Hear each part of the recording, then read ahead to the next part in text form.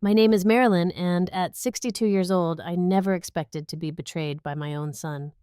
Jeffrey was my pride and joy, my only child, and we were inseparable until he married Elaine 5 years ago. Nothing prepared me for the shock of arriving at Boston's most exclusive restaurant and seeing him dining with his wife and in laws after telling me our dinner had been canceled. My late husband, Robert, always said, "Never let anyone take advantage of your kindness." And that night, I remembered his words. Before I tell you how I handled this betrayal, let me know where you're watching from and hit subscribe if you've ever had to teach someone a lesson about respect and family values. I've been a widow for 8 years now. Robert passed away after a 2-year battle with pancreatic cancer, leaving me to navigate life alone after 34 years of marriage. Throughout those difficult years, Jeffrey was my rock. He would come over every Sunday for dinner, help with household repairs, and call me daily just to check in. I was so proud of the man he had become, a successful architect with his father's kind heart and my determination. I taught elementary school for 35 years before retiring. Robert and I weren't wealthy, but we had saved carefully and invested wisely. We put Jeffrey through college without him needing student loans, and when he graduated and landed his first job at a prestigious architecture firm in Boston, we helped with the down payment on his starter home. That's what parents do, I always thought. You support your children and help them build their lives. 5 years ago, Jeffrey met Elaine at a charity gala. She was stunning with sleek, dark hair, impeccable style, and a marketing executive position at a luxury brand company. Their romance was a whirlwind, and within 6 months, they were engaged. I was surprised by the speed, but happy that Jeffrey had found someone who made him smile so much. When I first met Elaine, she was charming and polite. She complimented my home, asked about my teaching career, and seemed genuinely interested in getting to know me. Still, I noticed small things like how she checked the brand labels on my furniture when she thought I wasn't looking, or how she subtly redirected conversations toward material possessions and status symbols.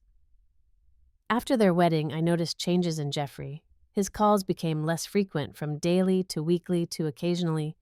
Our Sunday dinners dwindled to once a month, then to major holidays only. When I called him, he often sounded rushed, or Elaine would answer and explain that they were just heading out the door.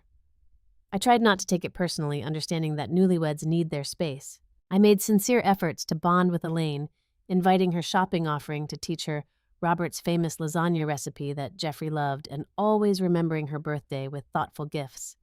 She accepted these overtures with a practiced smile, but rarely reciprocated. After several attempts to arrange a girls' day, I realized all our interactions were happening only on holidays or at events Jeffrey insisted upon. Elaine came from significant wealth. Her father, Harold, owned a chain of luxury car dealerships across New England, and her mother, Patricia, came from old Boston money. Their home in Beacon Hill made my comfortable suburban house look modest by comparison. From our first meeting, I sensed their disapproval. Patricia would ask questions about my background with a tight smile, and Harold barely engaged with me at all, speaking mostly to Robert about golf and investments, topics my husband had little interest in. After Robert passed, the temperature dropped even further. At their wedding, I overheard Patricia telling another guest how quaint it was that Jeffrey had come from such humble beginnings. They seated me at a distant table for the reception, away from the wedding party, claiming it was an oversight when I mentioned it later. As the years progressed, Jeffrey became increasingly influenced by the lifestyle Elaine and her family enjoyed. His casual clothes were replaced by designer labels. He traded his practical Subaru for a BMW. Their home renovation featured imported Italian marble and custom cabinetry. I was happy for his success, but worried about the mounting expenses and how they might be affecting him. Despite the growing distance, I continued to support them financially when needed. When they wanted to renovate their master bathroom, I contributed $20,000 as a housewarming gift. For their wedding, I gave them my mother's antique diamond brooch, a family heirloom, along with a generous check that strained my savings. I told myself these gestures would help bridge the gap I felt growing between us. Through it all, I held on to hope that with time, our relationship would find a new balance. I tried to be understanding, reminding myself that marriage changes family dynamics and that I needed to adapt. What I didn't realize was that understanding and adaptation should be mutual, and in our case, it had become entirely one-sided. Since Jeffrey was a little boy, we had a tradition of celebrating his birthday at his favorite restaurant. As a child, it was the local pizza place with the arcade games. As a teenager, it became the burger joint near his high school. As an adult, he developed a taste for fine steaks, and we started going to Morton's Steakhouse every year for his birthday dinner. This past year, for his 35th birthday, I made reservations at Morton's a month in advance. I was excited about our tradition continuing one of the few times I could count on having Jeffrey's undivided attention. I bought a new dress, a deep blue one that Robert always said brought out my eyes. I found a vintage architectural book about Boston's historic buildings that I knew Jeffrey would love, and I had been saving for months to cover the expensive meal. The day before the dinner, Jeffrey called. "Mom," he said, sounding slightly uncomfortable. "I was wondering if we could change restaurants this year. Elaine suggested the Capitol Grill instead. It's more upscale and her parents would feel more comfortable there." My heart sank a little at the mention of Elaine's parents. I had assumed it would be just the three of us, as it had been the previous year. "Oh, are Harold and Patricia joining us?" I asked, trying to keep my voice neutral. "Yes, Elaine thought it would be nice to make it a family celebration," Jeffrey explained. "Is that okay?" I agreed. "Of course, though." The Capitol Grill was considerably more expensive than Morton's, and I was less familiar with its atmosphere. I called and changed the reservation, preparing myself for an evening of Patricia's subtle condescension and Harold's disinterest. When the evening arrived, I drove to the restaurant gift-wrapped and card in hand, determined to make the best of the situation for Jeffrey's sake. The maitre d' led me to our table where everyone was already seated. I noticed immediately that they had arranged the seating so that Elaine sat between Jeffrey and her father, with Patricia next to Harold. The only empty seat was at the end of the table, physically separated from the main conversation area. Throughout the dinner, I struggled to participate in the discussion. Whenever I started a story about Jeffrey's childhood, Elaine would politely but firmly redirect the conversation to their recent trip to Napa Valley or the renovation plans for their kitchen. At one point, I overheard Patricia murmuring to Elaine about my dress, saying something about department store fashion, with a slight smirk. When I asked Jeffrey about his projects at work, Elaine answered for him, detailing his recent promotion and how her father's connections had helped him land a significant client. Jeffrey smiled and nodded, adding little to the narrative that now portrayed him as successful, primarily due to his connection to the Thompson family. The most hurtful moment came when I used my salad fork for the fish course, a minor etiquette mistake. Elaine caught it immediately and said, "Marilyn, that's actually your salad fork. The fish fork is the one on the outside." Her tone was honey-sweet, but her eyes gleamed with satisfaction as Patricia exchanged knowing glances with her. Jeffrey, who had seen me teach him proper table manners throughout his childhood, said nothing in my defense.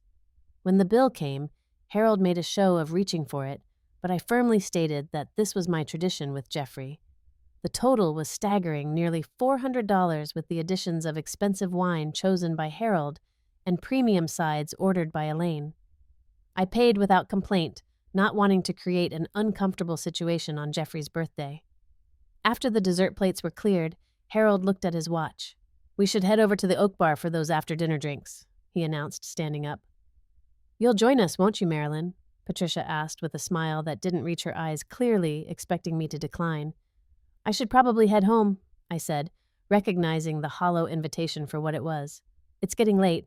Jeffrey gave me a quick hug and thanked me for dinner, but his mind was already elsewhere discussing cocktail options with Elaine as they gathered their coats. I watched them leave the restaurant together, continuing the birthday celebration without me after I had paid for their expensive meal. I drove home alone that night, fighting back tears at how peripheral I had become in my own son's life. When I recounted the evening to my friend Sharon the next day, her response was direct. "Marilyn, they're taking advantage of your generosity and kindness," she said firmly. "You're being treated like an ATM, not a mother." I defended Jeffrey, making excuses about Elaine's influence and the pressure he must feel to impress her family. "He's caught in the middle," I insisted. "It's a difficult position." "The middle is exactly where he's choosing to put you," Sharon pointed out. "And from where I'm sitting, it looks like last place." I brushed off her concerns, unwilling to admit how deeply the evening had hurt me. Jeffrey was my only family now that Robert was gone. I couldn't bear the thought of creating conflict that might push him even further away. Over the months following that birthday dinner, the pattern of exclusion only intensified. Thanksgiving came, and instead of our traditional celebration at my house, Jeffrey called to tell me they had accepted an invitation to Patricia and Harold's country club. Would I mind joining them there? The dinner was formal, Patricia emphasized when I arrived, looking disapprovingly at my festive but casual holiday sweater.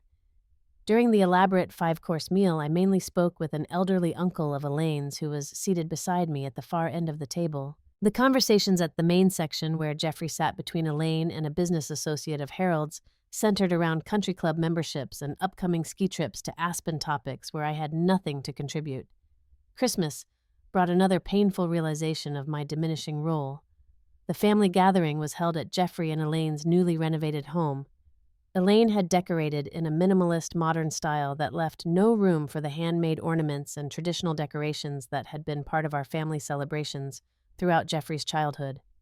I had spent weeks selecting thoughtful gifts, a leather portfolio for Jeffrey's client meetings, monogrammed with his initials as his father's had been, a silk scarf for Elaine from a boutique she had once mentioned liking, and antique silver picture frames for Harold and Patricia, who collected silver. My presents were acknowledged with polite thanks, but quickly overshadowed by the extravagant gifts from Elaine's parents.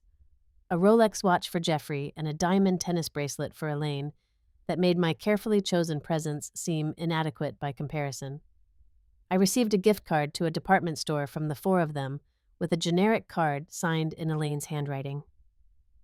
The most revealing moment came in February, when Jeffrey completely forgot my birthday.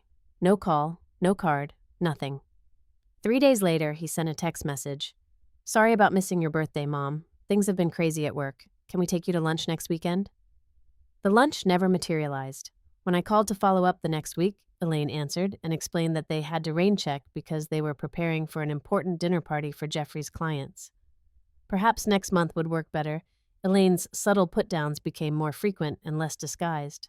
When I mentioned my volunteer work at the local library, she responded, "That's so sweet that you keep busy that way."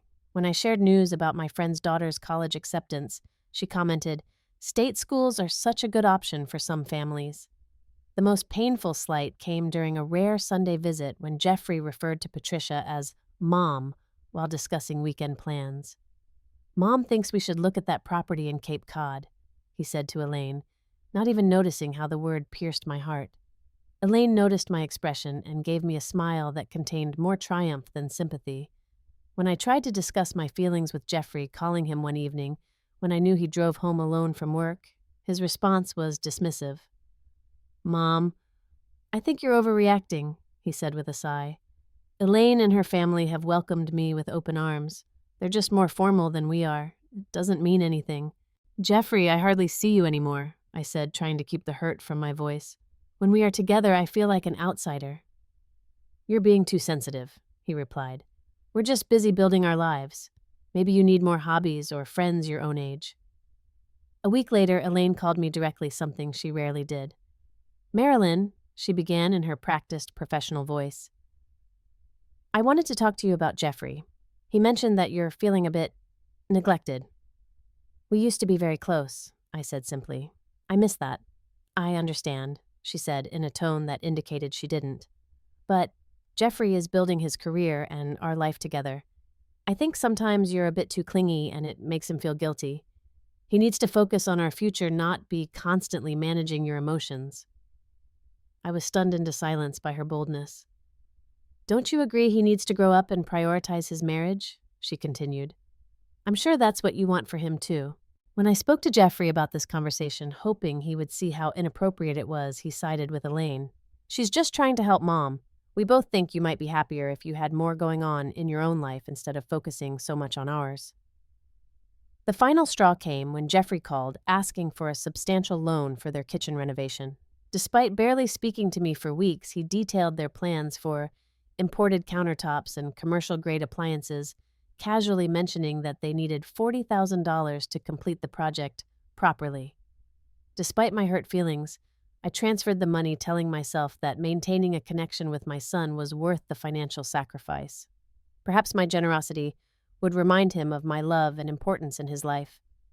Instead, I received a brief thank you text and an invitation to see the finished kitchen sometime once the work was completed.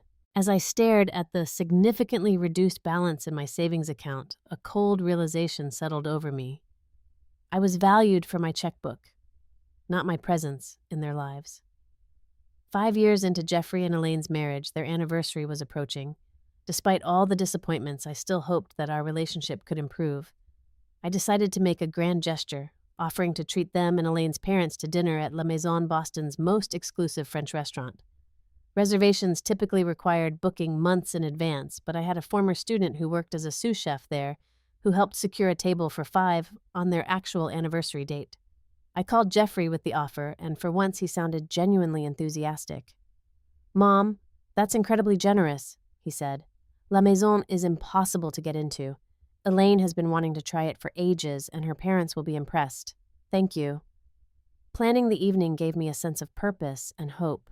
I made the reservation 8 weeks ahead, confirming multiple times to ensure everything would be perfect. The restaurant required a credit card to hold the table, and I was informed that their prix-fixe anniversary menu was $300 per person, not including wine or gratuity. I would need to budget at least $1,500 for the evening. The week before the dinner, I withdrew the money from my savings account, an amount that represented 3 months of careful budgeting. I also bought a new dress for the occasion, had my hair styled, and even splurged on a professional manicure, wanting to look my best for the special evening. On the afternoon of the dinner, just 3 hours before we were set to meet at the restaurant, my phone rang. It was Jeffrey. "Mom, I have bad news," he said, his voice tense. "The restaurant just called. There's been some kind of kitchen emergency, a fire or something, and they've had to cancel all reservations for tonight." "Oh no," I said, genuinely disappointed. "That's terrible. Did they offer to reschedule? They were pretty chaotic when they called." Jeffrey replied vaguely. "Anyway, don't worry about coming downtown. We'll figure something else out for the celebration and let you know." Something in his tone didn't sound quite right. Jeffrey was usually more detailed, more solution-oriented when plans changed. This abrupt dismissal felt off. "Should I call them and see about another date?" I offered. "My student might be able to help." No, he said quickly. "Don't bother them now. It's a mess over there. We'll sort it out later. I need to call Elaine's parents now to let them know. Talk soon, Mom." After we hung up, an unsettling feeling remained. On impulse, I called La Maison, directly intending to inquire about rescheduling. "Good afternoon, La Maison," a polished voice answered. "Hello, I understand there was a kitchen emergency today," I began. "My son just informed me our reservation for tonight had to be canceled." There was a pause on the line. "I'm sorry, madame, but there's been no emergency. Our kitchen is functioning perfectly and we're fully booked for dinner service." My heart began to pound. "Could you check a reservation under the name Marilyn Wilson for 7 o'clock this evening?" After a moment, she replied, "Yes, we have your reservation for 5 guests at 7 and it's still confirmed. Will you be joining us as planned?" I thanked her and hung up, my hands trembling. Had Jeffrey lied to me, I couldn't quite believe it, but I needed to know the truth. I dressed quickly in my new outfit and drove downtown to La Maison, arriving just before 7. From my car across the street, I had a clear view of the restaurant's front windows. At precisely 7 o'clock, I watched as Jeffrey, Elaine Harold, and Patricia were escorted to a table by the window. They were smiling, dressed elegantly, and already ordering champagne to start their celebration. The truth hit me like a physical blow. They hadn't wanted me there. My own son had deliberately lied to exclude me from a dinner I was paying for. As I watched them through the window, laughing and toasting, a wave of nausea washed over me. Elaine was showing off a new diamond necklace, likely an anniversary gift from her parents. Jeffrey was smiling in that eager-to-please way he had developed around Harold.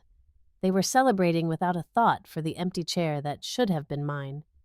My initial instinct was to storm into the restaurant and confront them, to demand an explanation for this cruel deception. But as I sat there, tears streaming down my face, I realized that such a confrontation would only paint me as the hysterical, embarrassing mother Elaine had characterized me as. No, this required a more calculated response. As I sat in my car watching my son and his in-laws enjoying themselves at my expense, I felt a strange calm replace my initial shock and hurt. I remembered Robert's voice clearly in my mind. "Marilyn, never let anyone mistake your kindness for weakness. Stand up for yourself with dignity." My hands had stopped shaking. The tears had dried on my cheeks. In their place, was a cold clarity I had rarely experienced. This wasn't just a misunderstanding or a thoughtless oversight. This was a deliberate exclusion planned and executed with the full knowledge that I was financing their evening. I called my friend Sharon, who answered on the first ring. "Hey, Marilyn, aren't you supposed to be at that fancy dinner now?" Sharon. I said, my voice steadier than I expected. "I need your moral support for what I'm about to do." I explained what had happened as I watched them through the window, ordering multiple appetizers and gesturing for more champagne. Those ungrateful, manipulative... Sharon didn't finish her sentence. "What are you going to do? Want me to come down there? We can confront them together." "No," I said, a plan forming in my mind. "I'm going to handle this my way. Just stay on the phone with me for a few minutes, okay?" With Sharon's encouraging words in my ear, I got out of my car and walked across the street to the restaurant. Instead of approaching their table, I asked the host to speak with the manager privately. A distinguished gentleman in an impeccable suit appeared moments later. "Madam Wilson, is everything all right? Your party has been seated, but they said you wouldn't be joining them." "That's part of the problem," I said calmly.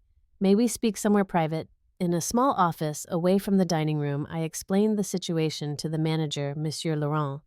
His expression shifted from professional concern to genuine sympathy as I recounted the phone call and what I had discovered. "This is most disturbing," he said. "And the reservation is under your name with your credit card as guarantee." "Yes," I confirmed. "They believe I don't know they're here celebrating at my expense." "What would you like us to do, Madame Wilson?" I thought for a moment. "I'd like you to let them continue their dinner ordering whatever they wish. Let them enjoy the evening fully." The manager looked puzzled. And then, when they ask for the check, I'd like you to inform them that the party who is paying for their dinner has canceled the payment arrangement. They'll need to cover the bill themselves." A glimmer of understanding appeared in Monsieur Laurent's eyes. "I see. One more thing," I added. "Would it be possible for one of your staff to discreetly photograph their reactions when they receive this news for my personal closure?" The manager considered this unusual request, then nodded. "Antoine, our sommelier is quite skilled with photography. I believe we can arrange this." "Thank you," I said, reaching for my purse. I removed several $100s and handed it to him. "This is for the staff's trouble and for your understanding. I know this is an unusual situation." Monsieur Laurent accepted the tip with a gracious nod. "Madame Wilson, may I say that you are handling this with remarkable grace." I thanked him and left through the side entrance, avoiding any chance of being seen. As I drove away, I turned off my phone, knowing that once they received the news, Jeffrey would be calling repeatedly. The next morning, I woke to 27 missed calls and 16 text messages. Most were from Jeffrey, starting with confusion, moving to anger, and finally shifting to desperate apologies. There were also several hostile messages from Elaine accusing me of immature behavior and embarrassing them in front of her parents. Sharon arrived at 9 with breakfast and coffee, eager to hear what had happened. As we sat at my kitchen table, my phone chimed with a text from an unknown number. It was Antoine, the sommelier, who had sent several photos, as promised. The images showed exactly what I had hoped to see Jeffrey's face in shocked disbelief. Elaine's angry, reddened complexion, Harold reaching for his wallet with visible reluctance, and Patricia's pinched expression of outrage. The final photo showed them huddled outside the restaurant, clearly arguing about what had happened. "Oh, this is priceless," Sharon said, examining the photos. "How much did the bill come to?" I played the voicemail Jeffrey had left at 10:30 the previous night. "Mom, what the hell happened? The restaurant said you canceled payment for our dinner. We had to pay $1,783. Call me back immediately." Sharon whistled at the amount. "They really went all out on your dime, didn't they?" I nodded, sipping my coffee thoughtfully. "They ordered the chef's tasting menu with wine pairings plus additional appetizers and desserts. Monsieur Laurent gave me the details." Over the next few days, I didn't respond to any of Jeffrey's increasingly desperate messages. Instead, I took time to process my feelings and consider my next steps. I spoke with my therapist, Dr. Mitchell, about the situation during our regular session. "This is about more than one dinner, isn't it, Marilyn?" she observed. "It's about years of being sidelined, used for financial support while being emotionally excluded." I admitted. "I've been making excuses for Jeffrey's behavior for too long." What boundaries do you think you need to establish going forward? She asked. That question guided my actions over the next week. I changed the locks on my house where Jeffrey still had a key from the days when he would check on me regularly. I transferred money from the joint emergency account we had maintained into my private account, and I canceled the additional $30,000 I had promised toward their kitchen renovation. On the 8th day after the restaurant incident, Jeffrey showed up at my house. His key didn't work, which clearly surprised him. He rang the doorbell repeatedly until I answered. "Mom," he said, looking both angry and confused. "Why aren't you returning my calls? And what happened to the locks?" I stepped onto the porch, closing the door behind me, rather than inviting him in. "I think we should talk out here," I said calmly. "Why did you cancel payment at the restaurant? Do you have any idea how embarrassing that was?" Elaine's parents had to cover most of the bill because I didn't bring enough cash. "Why did you lie to me about the reservation being canceled?" I countered evenly. His expression faltered. That was a misunderstanding." "A misunderstanding," I repeated. "You specifically told me there was a kitchen emergency and the restaurant had canceled our reservation." I called them directly Jeffrey. "There was no emergency. You lied to exclude me from a dinner I was paying for." He ran a hand through his hair, a gesture so reminiscent of Robert that it almost weakened my resolve. "It wasn't my idea," he finally said. "Elaine's parents wanted a private celebration. They thought it would be more elegant with just the four of us. I didn't know how to say no." "You knew exactly how to say no to me," I pointed out. "You've been saying no to me for years, Jeffrey. No to Sunday dinners. No to helping with the yard work you promised to do. No to spending holidays together. You only say yes when you need money."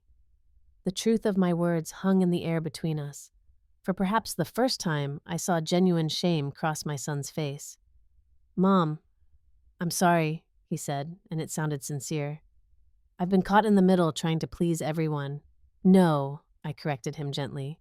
"You've been choosing their side consistently while taking advantage of my love and generosity. There's a difference." He looked down at his feet, unable to meet my eyes. "What happens now?" he asked quietly. "Now," I said, "things change." 6 weeks passed with minimal contact between Jeffrey and me. I used this time to rebuild my sense of self-worth and independence. The initial hurt began to fade, replaced by a newfound respect for my own boundaries. I wrote Jeffrey a long letter explaining exactly how his behavior had affected me over the years.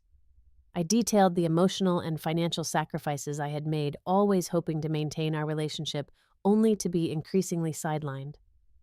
I made it clear that while I would always love him as my son, I would no longer accept disrespect or manipulation. During this period, I reconnected with old friends I had neglected while focusing so much energy on trying to be included in Jeffrey's life. I joined a book club, started taking watercolor classes at the community center, and even went on a weekend trip to New York with Sharon to see a Broadway show. I also joined a support group for parents estranged from adult children, though my situation wasn't quite that severe. Sharing my experiences with others who understood helped me realize I wasn't alone, and that setting boundaries wasn't selfish but necessary for my emotional health. 3 months after the restaurant incident, Jeffrey called and asked if we could meet for coffee, just the two of us. I agreed, suggesting a cafe midway between our homes. He looked tired when he arrived, with new lines around his eyes that reminded me he wasn't a young man anymore but approaching middle age. We ordered our drinks and found a quiet table in the corner. "I've been doing a lot of thinking, Mom," he began, wrapping his hands around his mug. "I read your letter several times. I never realized how much I was hurting you." "I should have spoken up sooner," I acknowledged. "I kept hoping things would improve on their own." "I took you for granted," he admitted. "Worse than that, I allowed you to be disrespected. I have no excuse." I appreciated his directness. "What changed Jeffrey? Why the realization now?" He sighed deeply. "After what happened at the restaurant, Elaine's parents stopped talking to me for weeks. They were humiliated and blamed me for not handling you properly." He shook his head. "That's the word Harold used, handling. And suddenly, I saw how they've always talked about you like you're a problem to be managed rather than my mother who deserves respect." I nodded, waiting for him to continue. "Then I found out that Elaine's parents have been encouraging me to distance myself from you since we got married. Patricia told Elaine that I needed to cut the apron strings to be a proper husband. He looked up, meeting my eyes directly. I let them convince me that limiting our relationship was normal and healthy. I was so eager to be accepted by them that I sacrificed my relationship with you. And Elaine? I asked. Where does she stand in all this? She's angry, he admitted. She doesn't understand why I'm suddenly taking your side, as she puts it. We've been arguing a lot. She's used to me going along with whatever her parents want. I took a sip of my coffee, considering my next words carefully. Jeffrey, I don't want you to take sides. I want you to think for yourself and treat people with respect, including me. I know, he said softly. I want to rebuild our relationship, Mom. I miss what we had. Things can't go back to exactly how they were, I told him honestly. But we can move forward differently. I've written down some boundaries that are important to me. I explained that I would no longer be providing financial support beyond normal gifts for special occasions. No more loans, no more renovations, no more blank checks. I also made it clear that I wouldn't attend events where I would be treated as an afterthought or where Elaine's parents would be present until they apologized for their behavior. That's fair, Jeffrey said, though he looked concerned. But refusing to be around Elaine's parents will make holidays complicated. I understand that puts you in a difficult position, I acknowledged, but I won't subject myself to their condescension anymore. You'll need to figure out how to navigate that respectfully. We talked for nearly 2 hours, beginning the delicate process of rebuilding trust. When we parted, Jeffrey hugged me tightly, something he hadn't done in years. I'm sorry, Mom, he whispered. Really sorry. 2 weeks later, I received a text from Elaine inviting me to dinner at their house. Harold and Patricia would be there, she mentioned, and they were hoping we could put the past behind us. I politely declined, suggesting that Jeffrey and I continue our one-on-one visits for now. Elaine's response was telling. Jeffrey says he won't come to dinner either if you're not welcome. Please reconsider. There was no apology, no acknowledgement of their behavior, just an attempt to restore the status quo for their convenience. I stood firm, and to my surprise and pride, so did Jeffrey. He came to my house for dinner instead, bringing flowers and helping me cook, just like in the old days. As we prepared the meal together, I felt a new confidence in my worth and my right to be treated with dignity. The healing process hasn't been linear. There have been difficult conversations and setbacks. Elaine remains distant, though civil, when we do interact. Jeffrey struggles sometimes, caught between his wife's expectations and his renewed commitment to our relationship. But the power dynamic has fundamentally shifted. I am no longer the one desperately seeking inclusion, making all the sacrifices while receiving little in return. Perhaps the most important lesson I've learned through this painful experience is that sometimes love means refusing to be a doormat. Setting boundaries isn't selfish. It's necessary for healthy relationships. The people who truly care will respect those boundaries, and those who don't weren't really there for you anyway. Have you ever had to stand up to family members who are taking advantage of your generosity or kindness? I'd love to hear your stories in the comments below. If this resonated with you, please like and subscribe to the channel for more stories about navigating complex family dynamics. Share this video with someone who might need to hear that it's okay to demand respect from the people we love. Thank you for listening to my story, and remember, it's never too late to teach others how you deserve to be treated.